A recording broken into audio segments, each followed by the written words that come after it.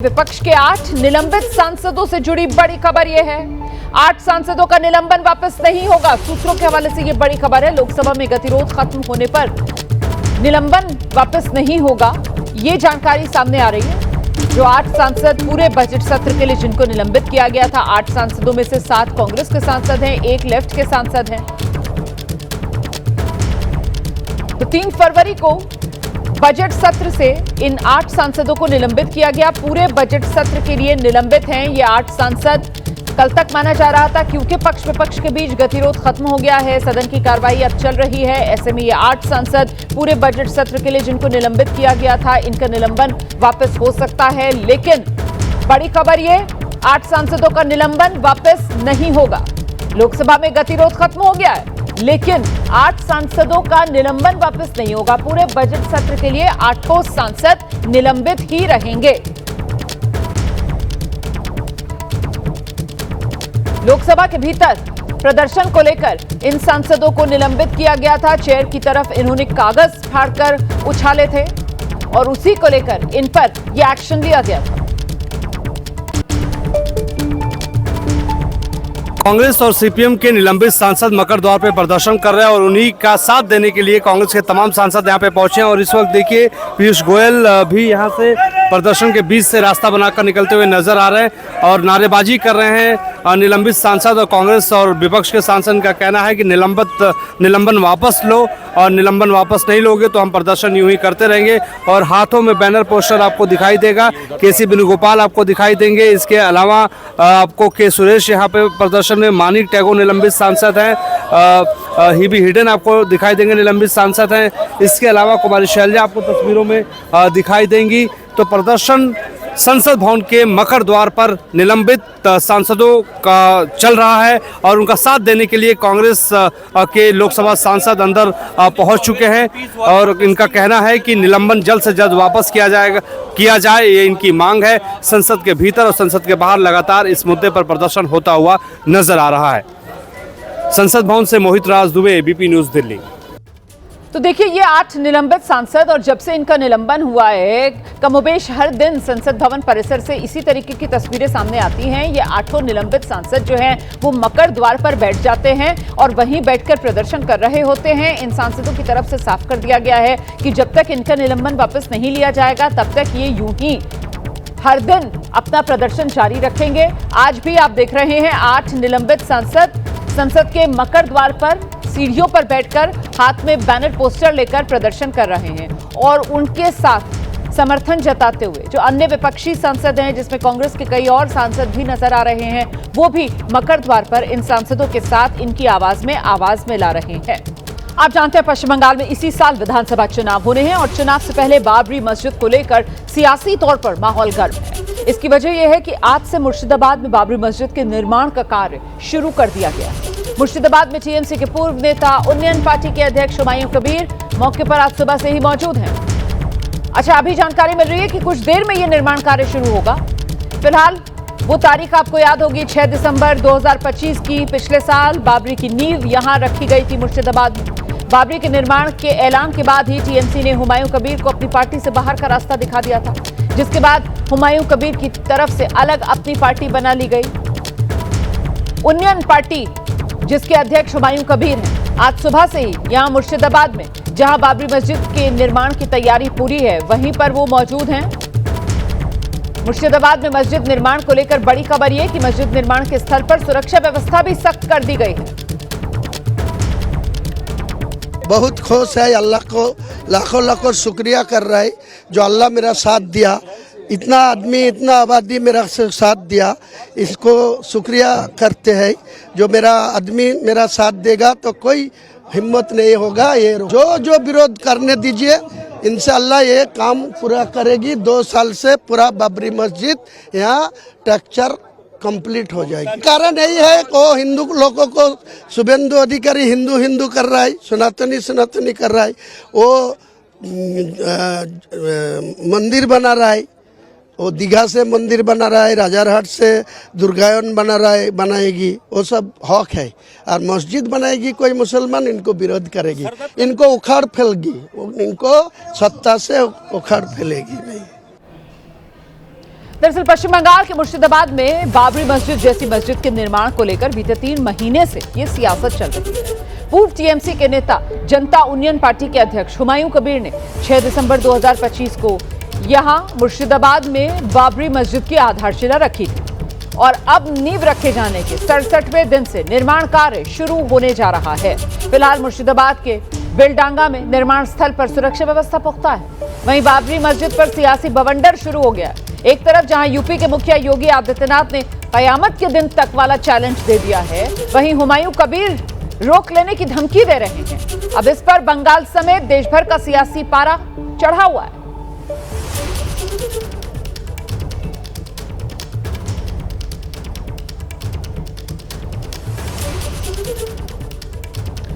उधर बीजेपी सांसद दिनेश शर्मा कह रहे हैं कि हुमायूं कबीर को ममता का समर्थन मिल गया है। इस देश में बाबरी का कोई स्थान ही नहीं है। इस वक्त मेरे साथ मौजूद हैं डॉक्टर दिनेश शर्मा। सर, हुमायूं कबीर जो बाबरी मस्जिद बनाने की बात कर रहे थे, आज से उसकी जो है शुरुआत कर रहे हैं। देखिए, भारतवर्ष में बाबरी सोच का कोई स्थान नहीं है। मस्जिद एक पवित्र स्थान होता है, उसको कहीं भी कोई बना सकता है, लेकिन बाबर के नाम की मस्जिद का औचित्य भारतवर्ष में नहीं है। वो लुटेरा था, चोर था, उचक्का था और इस भारत का दुश्मन था। और अगर तृणमूल कांग्रेस का विधायक इस प्रकार की हरकत करता है तो ममता जी को सख्त कार्रवाई करना चाहिए। तृणमूल कांग्रेस ने उसको निकाल दिया था, लेकिन निकालने से क्या मकसद होता है? आपके पास कानून तो है ना, आपके पास अधिकार तो है ना कि ऐसा आदमी कर रहा है उसको आप गिरफ्तार करो, उसके खिलाफ कार्रवाई करो। अगर आप कार्रवाई नहीं कर रही हैं तो इसका सीधा मतलब है कि आपका पीछे से समर्थन है। मतलब आप कह रहे हैं कि जो भी हुमायूं कबीर कर रहे हैं उसको जो ममता बनर्जी समर्थन कर रही है। निश्चित रूप से ममता जी की चाल है, ध्रुवीकरण वो चुनाव के पहले चाहती हैं और मैं समझता हूँ ये अच्छी हरकत है, उसके लिए सीधे ममता जी जिम्मेदार है। तो आपने सुना किस तरीके से हुमायूं कबीर जो मुर्शिदाबाद में बाबरी मस्जिद का निर्माण करवाने जा रहे हैं, उस मुद्दे को लेकर बीजेपी निशाने पर हुमायूं कबीर से ज्यादा टीएमसी ममता बनर्जी को ले रही है। हालांकि टीएमसी की तरफ से हुमायूं कबीर को बाहर का रास्ता दिखा दिया गया है। वहीं समाजवादी पार्टी इस मसले को लेकर हमलावर है। समाजवादी पार्टी के सांसद प्रोफेसर रामगोपाल यादव ने बाबरी मस्जिद के मुद्दे को गैर जरूरी मुद्दा बताया है। योगी आदित्यनाथ ने कहा है कि बाबरी मस्जिद जो है वो कभी भी नहीं बनेगी, बाबरी नहीं बनेगी, रीबर्थ चाहे कुछ भी हो जाए। और ये कह रहे थे कि ऐसा है कि वो ईश्वर के यहाँ से, अच्छा वो इशू जब खत्म हो चुका है तो पागल है कोई आदमी जो इस तरह की बात कहता है। देखिए, इस पूरे मुद्दे को लेकर सियासी बवाल दरअसल तब बढ़ गया था जब बाराबंकी में उत्तर प्रदेश के मुख्यमंत्री योगी आदित्यनाथ ने बाबरी हुमायूं कबीर को लेकर कयामत के दिन तक वाली बात कह डाली। इसके बाद हुमायूं कबीर ने भी योगी आदित्यनाथ पर पलटवार करने में देर नहीं लगाई। जो लोग अभी सपना देख रहे हैं बाबरी ढांचे का, तो उनको हम भी ये बता देना चाहते हैं कि कयामत का दिन कभी नहीं आने वाला है और कभी नहीं आएगा। कयामत के दिन के लिए मत जियो, हिंदुस्तान में कायदे से रहना सीखो, यहां का कानून मानो, कानून मानोगे, कायदे से रहोगे तो फायदे में रहोगे, और नहीं तो आगे का रास्ता तो फिर कहां के लिए जाता है, वह फिर कानून को ही तोड़ेगा तो वह रास्ता सीधे जहन्नुम की तरफ ही लेके जाता है, कोई और की तरफ नहीं लेके जाता है। भारत का जो संविधान है उस संविधान पे मेरा हक है मस्जिद बनाने का। किसी को मंदिर बनाना, किसी को गिरजा बनाना, किसी को चर्च बनाना, वो अपना अपना धर्म का लोगों को हक है। तो मैं मुसलमान होने के मैं मस्जिद बनाऊंगा, वो कोई कुछ कर सकते कर लेगा। यह अयोध्या नहीं है, लखनऊ नहीं है, ये यूपी नहीं है, ये बंगाल है या मुर्शिदाबाद है। मैं यहाँ मस्जिद बना के ही छोड़ूंगा। तो सुना आपने किस तरीके से सियासत इस मुद्दे को लेकर गरमाई हुई है, बंगाल से लेकर उत्तर प्रदेश तक। आगे बढ़ेंगे, बात बांग्लादेश की करेंगे। कल यानी 12 फरवरी को बांग्लादेश में आम चुनाव होने जा रहे हैं।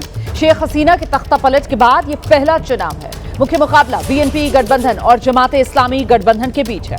चुनाव में जिसकी भी जीत होगी वो बांग्लादेश में आगे का भविष्य तय करेगा। एबीपी न्यूज की टीम चुनाव से पहले बांग्लादेश राजधानी ढाका पहुंची है। दिखाते हैं आपको हमारे संवाददाता विशाल पांडे की ग्राउंड जीरो से ये स्पेशल रिपोर्ट। इस वक्त मैं बांग्लादेश की राजधानी ढाका में मौजूद हूं। मेरे पीछे बांग्लादेश की संसद है और इसी की 300 सीटों को लेकर 12 फरवरी को बांग्लादेश में मतदान होना है। शेख हसीना के तख्ता पलट के बाद साल 2024 के बाद यह पहला आम चुनाव बांग्लादेश में होने जा रहा है। हम सभी ने देखा था किस तरह से 5 अगस्त 2024 को तख्ता पलट के बाद हालात बांग्लादेश में बने थे और कैसे उस समय जो छात्र संगठन थे उन्होंने शेख हसीना के खिलाफ मोर्चा खोला हुआ था, प्रदर्शन किया हुआ था जॉब कोटा को लेकर, और जिसके बाद हालात इतने ज्यादा बिगड़ गए कि शेख हसीना को देश छोड़ना पड़ा। और अब जब इस बार चुनाव हो रहे हैं तो बांग्लादेश की आवाम अपनी सरकार चुनेगी। 2-3 बड़े मुद्दे हैं जो आपको समझना चाहिए। यहां पर 2 प्रमुख राजनीतिक गठबंधन के बीच ये पूरी लड़ाई दिखाई दे रही है। पहला राजनीतिक गठबंधन है बीएनपी यानी बांग्लादेश नेशनलिस्ट पार्टी का, जिसके साथ कई राजनीतिक दल चुनावी मैदान में हैं। ये खालिदा जिया की पार्टी है, तारिक रहमान इसके चेहरा है जो कि संभावित प्रधानमंत्री पद के दावेदार यहां पर कहे जा रहे हैं। और 300 में से 292 सीटों पर बीएनपी अकेले चुनाव लड़ रही है, 8 सीटों पर उसके सहयोगी दल चुनावी मैदान में है। इसके अलावा दूसरा गठबंधन आता है जमाते इस्लामी का। शफीकुर रहमान की यह पार्टी है, इसके चेहरा है, और 224 सीटों पर जमाते इस्लामी अकेले चुनाव लड़ रही है। 30 सीटों पर एनसीपी जो नेशनल सिटीजन पार्टी है वो उसके साथ गठबंधन में है, और अन्य सीटों पर छोटे छोटे दल चुनावी मैदान में, क्योंकि कुल 11 दलों का यह गठबंधन है जमाते इस्लामी का। तो पूरी लड़ाई जमाते इस्लामी बनाम बीएनपी है। अवामी लीग इस बार चुनावी मैदान में नहीं है, क्योंकि इस बार चुनाव आयोग ने अवामी लीग पर चुनाव लड़ने पर प्रतिबंध लगा रखा है। तो देखना यह भी दिलचस्प होगा कि शेख हसीना के जो समर्थक हैं, जो सपोर्टर्स हैं या मतदाता हैं, वो बीएनपी या जमात इस्लामी में से किसे चुनते हैं, उनका रुख क्या रहने वाला है। देखिए, बांग्लादेश की राजनीति में पारंपरिक रिक्शा चालकों की भी एक बड़ी अहम भूमिका रही है। कोई जमाते इस्लामी गठबंधन को जिता रहा है फिलहाल, और कोई बीएनपी का साथ देता हुआ नजर आ रहा है फिलहाल, लेकिन सभी भारत के साथ रिश्तों को मजबूत करने की बात कर रहे हैं। हमारे संवाददाता विशाल पांडे ने रिक्शा चालकों से बातचीत कर उनकी राय जानी है। अब्दुल रहीम जी, चुनाव में क्या हो रहा है इधर बांग्लादेश में? बांग्लादेश में चुनाव में अभी जो चल रहा है देख रहा हूँ, हर तरफ भी अच्छा चल रहा है। तो किसके ज्यादा पलड़ा भारी है, कौन जीतेगा चुनाव? अभी तो हम लोग सोच रहा हो जमात जो आएगा वही अच्छा होगा। अच्छा, क्यों? क्योंकि वो इस्लाम के लिए बढ़िया है। जमात इस्लामी आपकी पसंद क्यों है, कोई और खास वजह? क्योंकि इस्लाम हम लोग का मूल धर्म है, बंगाली का इस्लामी धर्म है और कोई धर्म नहीं है, तो हम लोग चाहता हो इस्लाम आ जाए। इस बार तो बिना बेगम के चुनाव हो रहा है, न शेख हसीना है, खालिदा जिया का निधन हो गया है, तो बांग्लादेश का सियासत कैसा दिख रहा है? फिलहाल तो सियासत अच्छा ही है, बीएनपी क्षमता में आएगा इंशाल्लाह इस बार। कौन आएगा? बीएनपी। बीएनपी कौन है बीएनपी का नेता? खालिदा जिया बेटा, तारिक जिया। अच्छा, तो क्यों आएंगे वो, उन्होंने क्या कहा है आप लोगों से, क्या पसंद है आपको? ये जो यंग आदमी लोग का नौकरी का व्यवस्था करेगा, ये और उसके बाद फैमिली काट देगा जो गरीब आदमी लोग के लिए, यही। और बांग्लादेश में शेख हसीना के तख्ता पलट के बाद जिस तरीके से वहां हिंसा भड़की, उसको देखते हुए सेना अलर्ट मोड पर है। ढाका में सेना की तैनाती कर दी गई है। चुनाव से पहले सभी अहम जगहों पर सुरक्षा भी बढ़ाई जा रही है। जगह जगह नाकेबंदी की जा रही है। एक और ग्राउंड रिपोर्ट हमारे सहयोगी विशाल पांडे की। बांग्लादेश में 12 फरवरी को होने वाले आम चुनाव को लेकर सुरक्षा व्यवस्था काफी कड़ी की गई है। भारी तादाद में बांग्लादेश में ढाका की सड़कों पर आपको सेना और फोर्स यहां पर नजर आएगी, ताकि जो वोटिंग होनी है, मतदान होने हैं, उसमें किसी प्रकार की कोई हिंसा ना हो पाए और सुरक्षा व्यवस्था चाक चौबंद बनी रहे। ये तस्वीरें हम आपको ढाका की दिखा रहे हैं, जहां पर बड़ी तादाद में आपको जो सेना के जवान हैं उनकी तैनाती नजर आएगी। वो गश्त करते आपको यहाँ पर दिखाई देंगे, बैरिकेडिंग लगा रहे हैं, नाकेबंदी जगह जगह पर कर रहे हैं। और अब इसी के साथ ये समझ में आता है कि बांग्लादेश में चुनाव की तैयारियां बिल्कुल अंतिम चरण पर हैं। सुरक्षा व्यवस्था एक बड़ी चुनौती बांग्लादेश के इस आम चुनाव में रहने वाली है और इस वक्त बांग्लादेशी आर्मी के जवान बैरिकेडिंग कर रहे हैं सड़कों पर, ताकि जो यहाँ पर लोग आने जाने वाले हों उनके भी पास के आधार पर गाड़ियां वगैरह चेक की जाएंगी और सुरक्षा व्यवस्था यहाँ पर बनी रहे।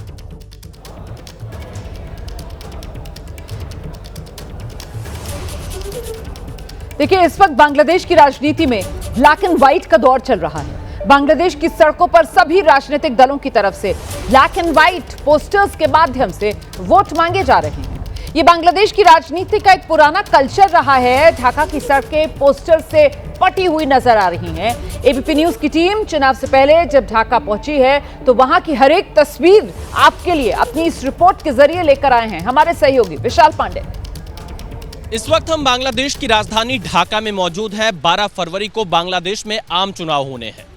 साल 2024 में शेख हसीना के तख्ता पलट के बाद यह पहला आम चुनाव हो रहा है और अब बांग्लादेश के मतदाता तय करेंगे कि आखिरकार कौन सा राजनीतिक गठबंधन बांग्लादेश की सत्ता में पहुंचेगा। लेकिन उससे पहले जब हम ढाका की सड़कों पर गुजर रहे थे तो हमारी निगाहें यहां पर दीवारों पर जो ब्लैक एंड व्हाइट पोस्टर लगे हुए हैं इलेक्शन कैंपेन के लिए उन पर पड़ी।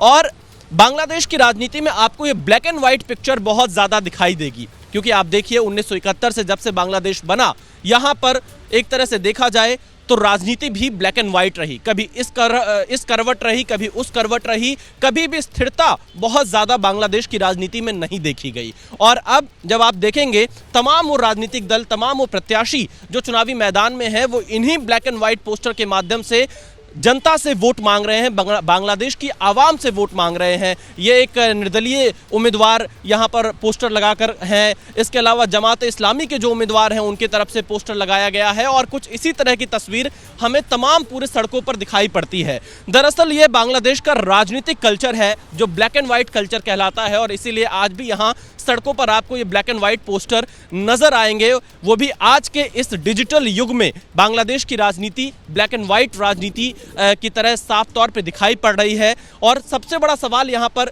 यही उठता है कि क्या जो ब्लैक एंड व्हाइट पोस्टर है इससे आने वाले दिनों में चुनाव के बाद बांग्लादेश की आवाम, बांग्लादेश की जो जनता है जो लगातार वोट कर रही है, क्या उनकी जिंदगी रंगीन होगी, क्या उनकी जिंदगी में कलर्स देखने को मिलेंगे? क्योंकि सबसे बड़ा जो मुद्दा है वो बांग्लादेश की जनता का है कि उन्हें तमाम सुविधाएं और तमाम जो जरूरतें हैं कैसे पूरी हो पाएंगी राजनीति के इतर। महाराष्ट्र के पुणे में रिहायशी बिल्डिंग में आग की खबर मिल रही है। इमारत में भीषण आग लगी और उस पर काबू पाने की जो कोशिशें हैं वो चल रही हैं। आग लगने की एक घटना बीटी कवाड़े रोड की बताई जा रही है। तस्वीरें आप देख रहे हैं, ऊपरी मंजिल से यहां आग का धुआं निकलता हुआ नजर आ रहा है। आग की लपटें भी नजर आ रही हैं बालकनी से। इमारत में जो आग है उस पर काबू पाने का प्रयास किया जा रहा है। तस्वीरें आप देख रहे हैं, लोगों में कहीं ना कहीं दहशत और अफरा तफरी। महाराष्ट्र के पुणे की ये तस्वीरें जहां पर रिहायशी बिल्डिंग में आग लगी। कई परिवार इस बिल्डिंग में रहते हैं। इमारत में भीषण आग लगी है और ऊपरी मंजिल में जो धुआं है वो निकलता हुआ नजर आ रहा है। आग लगने की ये जो घटना है बीटी कवाड़े रोड की बताई जा रही है। फायर ब्रिगेड की गाड़ियां मौके पर मौजूद हैं। नीचे लोग भी नजर आ रहे हैं। लोगों में डर है, आग की लपटें भी नजर आती हैं और काला धुआं बालकनी से, दरवाजों से, खिड़कियों से निकलता हुआ दिखाई दे रहा है।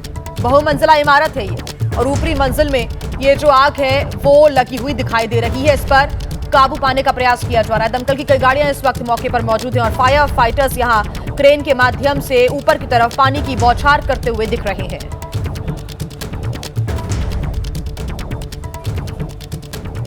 पूर्व सेना अध्यक्ष जनरल नरवणे की किताब लीक होने के मामले में दिल्ली पुलिस ने जांच का दायरा बढ़ा दिया है। बड़ी जानकारी ये मिल रही है कि दर्ज एफआईआर में आपराधिक साजिश की धाराएं जोड़ी गई हैं और किताब लीक से जो जुड़े हुए लोग हैं उनकी भूमिका की भी जांच की जा रही है। डिजिटल और अन्य सबूतों की जांच में जुटी हुई है दिल्ली पुलिस।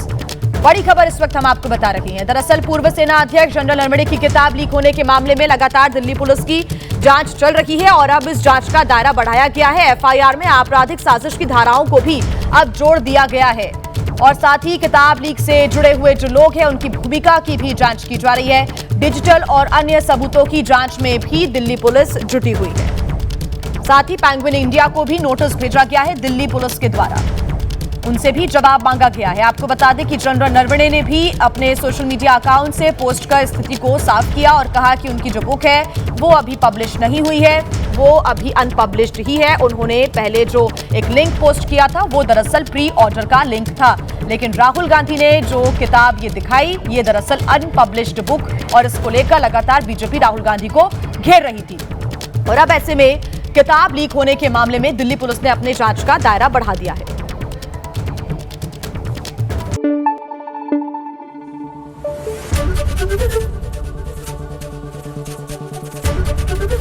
एबीपी न्यूज आपको रखे आगे।